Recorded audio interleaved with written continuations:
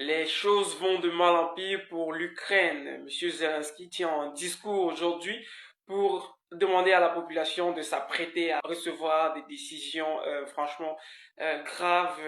L'État devrait mettre sur pied, devait prendre parce que vous savez, la Russie affirme avoir pris de nouveau une autre grande ville, la ville de Kupiansk.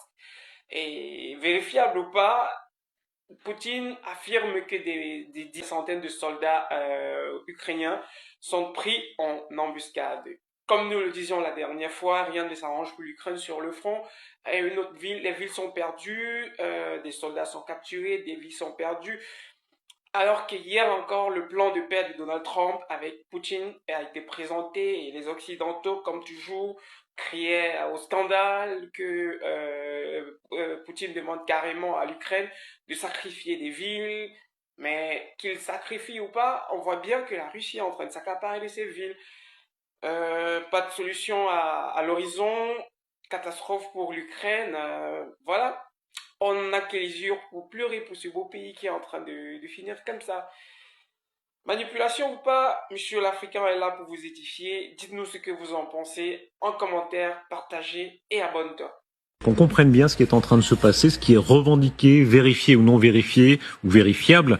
Quand Vladimir Poutine dit qu'il a pris la ville de Kupiansk, ville d'importance moyenne, non seulement ça, mais qu'il aurait pris au piège des milliers de combattants ukrainiens.